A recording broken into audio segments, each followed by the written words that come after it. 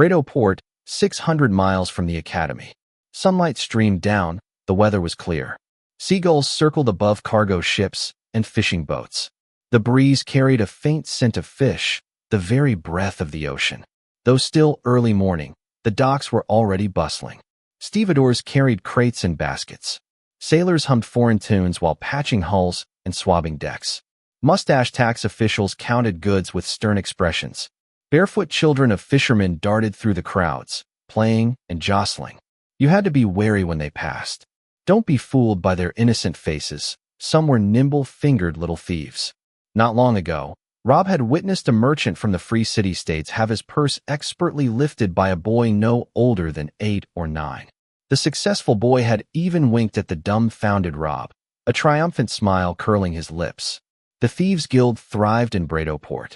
They scouted talented children from poor families, trained them professionally, and bound them with contracts stipulating half their earnings for the first 5 or 10 years went to the guild. As one of the Lionheart Kingdom's 7 major ports, Brado was a hub of prosperous trade, teeming with foreign merchants, easy prey, especially the dwarves. Often found dead drunk, they wouldn't notice if their coin purses, or even their small clothes, were stolen, only to wake up naked in some alley the next day. Rob and his companion fared better. The imposing armor worn by the Squire Knight discouraged most trouble. Rob had long shed the mage robe gifted by the Siren Queen, famed as the strongest defense below artifact grade. Now, he wore a coarse, common tunic, posing as the knight's attendant. One had to admit, the third prince's planning was meticulous. With Squire Knight Xiaomi by his side, Rob could avoid using magic during his escape. This meant the Academy's hunters couldn't detect magical fluctuations. Combined with Xiaomi's status as a royal knight, they successfully evaded the search experts of the 2nd Knight Regiment. Rob's first act upon fleeing the Academy was stripping off his incredibly luxurious magical artifacts. He packed them up and entrusted them to a trusted mage in the third prince's service. Pretending it didn't hurt was impossible. Given Rob's status, that ensemble of top-tier gear could buy 4 or 5 medium-sized towns. But compared to the long-awaited freedom, it seemed a small price. The old mage handling the exchange was stunned when suddenly handed such astronomically valuable dream gear. A wicked thought of absconding with the loot almost took hold. But considering the consequences, being hunted by both the royal family and the Mage Association, leaving no refuge on the Dawn continent, the old mage forcefully suppressed his greed. Though he couldn't keep it, trying it on was irresistible. The old mage armed himself to the teeth with the exquisite gear, disguised himself as Rob, and led the elite 2nd Knight Regiment on a wild goose chase through desolate mountains for 7 glorious days, until finally, drained of mana, he was captured alive by Commander Richard. But that's a story for later. Let's return our gaze to the future Arch-Arcanist. Rob's mood these past few days was exceptionally buoyant. Finally free from that terrifying magical prison, everything he saw seemed delightful. His traveling companion, Squire Knight Xiaomi, was perfectly coached by the third prince. A master of conversational art, he knew exactly what his young lord wanted to hear, painting vivid pictures of a glorious future as they traveled. Xiaomi declared, "Lord Rob, your departure is like a tiger descending the mountain, a dragon entering the abyss. You are destined to forge your own legend. How fortunate I am to accompany you. Perhaps my name will even grace the history books. This humble knight's life will have been worth it." Rob, feeling a bit shy, waved his hand dismissively.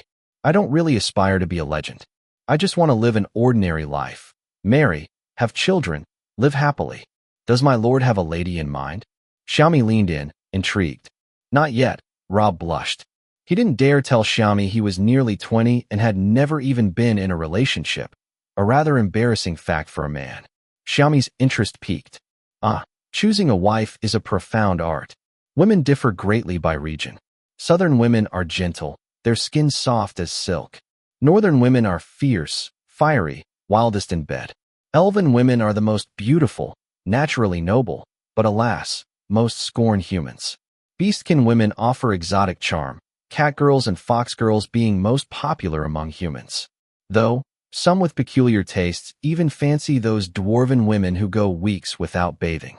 The world is full of wonders. But Lord Rob, remember this. Never, ever, court a woman from the royal capital. They are the most mercenary of all. The bitterness in Xiaomi's final words was palpable, even to the inexperienced Rob. Seeing Xiaomi's downcast face, Rob deduced his love life hadn't been smooth either and patted the Squire Knight's shoulder sympathetically.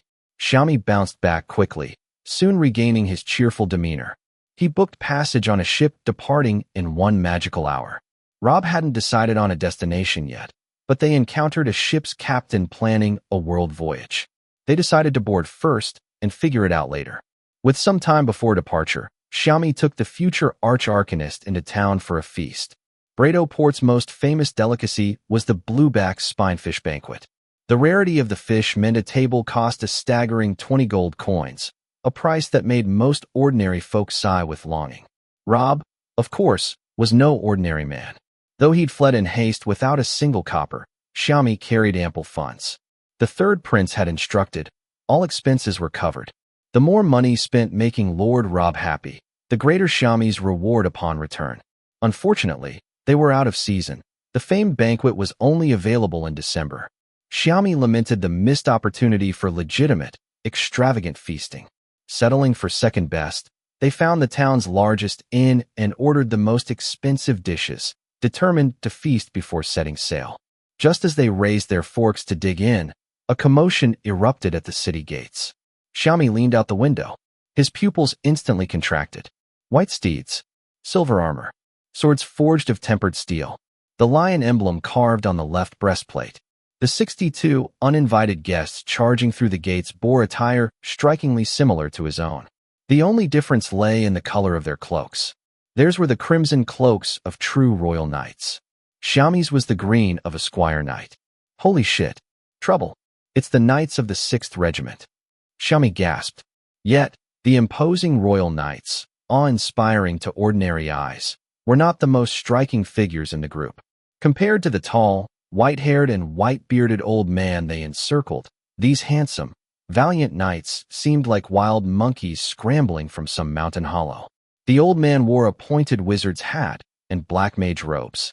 The very air around him seemed to ripple with elemental currents. In his left hand, he clutched a staff with a slightly charred tip, the legendary starry gaze from the Second Magical War. In his right hand, he held a young man with an agonized expression, His Royal Highness, the third prince. It was now the future arch-arcanist's turn to gasp. Holy shit. Vice Headmaster.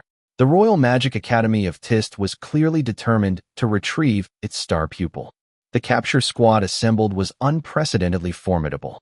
The 6th Knight Regiment, dispatched to deliver the apologetic third prince, consisted of 62 knights, all tier 5 or higher, now temporarily commandeered by Arch-Arcanist Steins. Rob's old adversary, Grand Arcanist Derman, tier 8, had personally taken the field. Playing the role of accomplice and inside man, the third prince watched the scene unfold with gleeful mischief. He waved cheerfully at the group, wishing you all swift victory. Vice Headmaster, may success be immediate. With your esteemed self in charge, apprehending a mere Rob should be effortless, shouldn't it? Then, the prince felt a sudden chill on the back of his neck as a giant hand of pure elemental force lifted him into the air. Since the intelligence came from you, Your Highness, Vice Headmaster Derman's voice was icy, his gaze radiating terrifying killing intent. You'll accompany us. If we don't find Rob in Brado Port, humph. Ignoring Prince William's pleas, the Grand Arcanist tossed him onto a horse behind a knight.